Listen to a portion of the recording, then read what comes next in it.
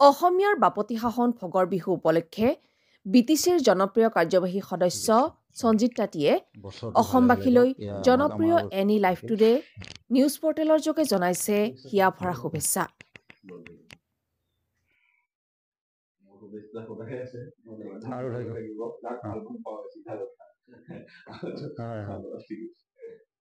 শুভেচ্ছা জনালো আৰু লগতে আপুনি অসমবাসী তথা বিটিআৰবাসী এগৰাকী জনপ্ৰিয় ইএম হিচাপে কি এই মুহূৰ্তত শুভেচ্ছা বা বাৰ্তা প্ৰেৰণ কৰিব বিচাৰে? নমস্কাৰ, আজি আপোনালোকে মোৰ বাসগৃহত উপস্থিত হৈছে আৰু যিখিনি শুভেচ্ছা জনাইছে তাৰ বাবে মই আন্তৰিক শ্ৰদ্ধা আৰু ধন্যবাদ জ্ঞাপন কৰিছোঁ। লগতে সমূহ অসমবাসী ৰাইজক মই ভোগালী বিহুৰ বহুত বহুত শুভেচ্ছা জ্ঞাপন কৰিছোঁ আৰু মই বিশেষকে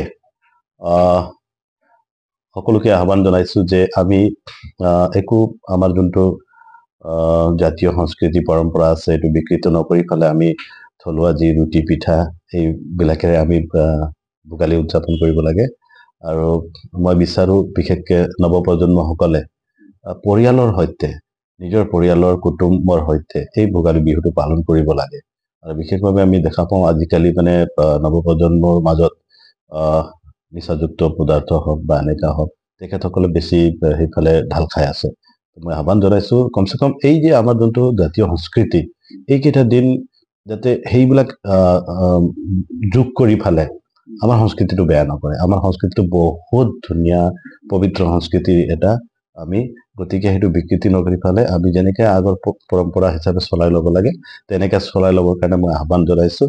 পুনৰবাৰ সকলোকে যিমান ইয়াতে অসমবাসী ৰাইজ আছে সকলোৰে সৰ্বাংগীন উন্নতি মংগল আৰু সকলোৰে দীৰ্ঘায়ু কামনা কৰিছোঁ। ধন্যবাদ।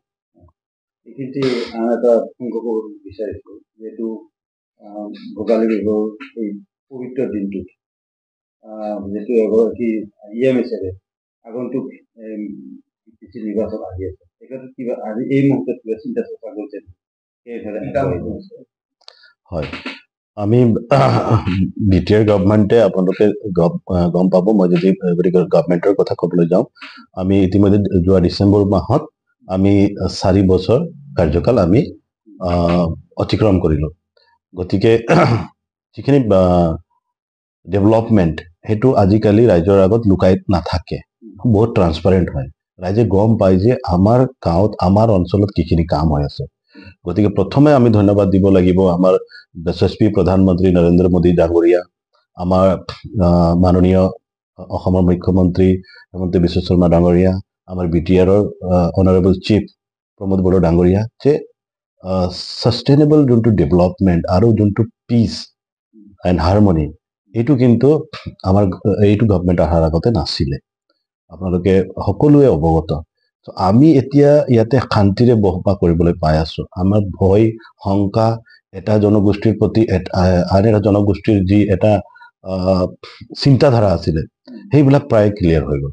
গতিকে এতিয়া আমি উন্নতিৰ কথা চিন্তা কৰিবলৈ ওলাইছোঁ বা আমি সুযোগ পাইছোঁ তেনেকে। চ' এই 4 বছৰতে আমি বহুতখিনি ডেভেলপমেণ্ট সকলো ছেক্টৰতে দেখা পালোঁ। মই আজি ইএম হিচাপে কথাটো কোৱা নাই, এজন সাধাৰণ মানুহ হিচাপে কৈ আছোঁ। গতিকে এডুকেশ্যন ছেক্টৰ হওক, হেল্থ ছেক্টৰ হওক, আপোনালোকে ক্ৰীড়াৰ পৰা আদি কৰি বিভিন্ন ছেক্টৰত ডেভেলপমেণ্টখিনি আহি আছে। আৰু যি কনচিয়াছনেছ নৱপ্ৰজন্মৰ মাজত যিখিনি আমি নিজক ইষ্টাব্লিছ কৰাৰ কাৰণে কেৰিয়াৰৰ কাৰণে যিখিনি ভাবিব লাগে সেইটো কিন্তু এটা ধাৰা বৈ গৈছে।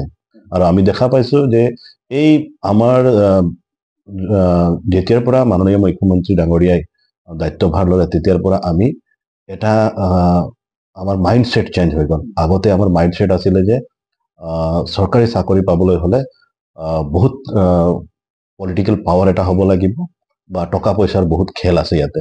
কিন্তু সেই কনচেপ্টটো একেবাৰে শেষ কৰি পেলালে। আজি আমি ভাবিব এটা সুবিধা পাইছোঁ যে 1 টকা নোহোৱাকেও আমাৰ যদি যোগ্যতা আছে আমি আজিৰ তাৰিখত চৰকাৰী চাকৰি পাব পাৰোঁ। এই কনচেপ্টটো সম্পূৰ্ণ সলনি কৰি দিলে মুখ্যমন্ত্ৰী ডাঙৰীয়াই। তাৰ বাবে ধন্যবাদ জনাইছোঁ। এতিয়া নিজকে এই অঞ্চলত থাকি ফালে নিজকে ভাল লাগি আছে। গতিকে এইটো নিশ্চয়কৈ আমি সকলোকে ইয়াৰ কাৰণে কৃতজ্ঞতা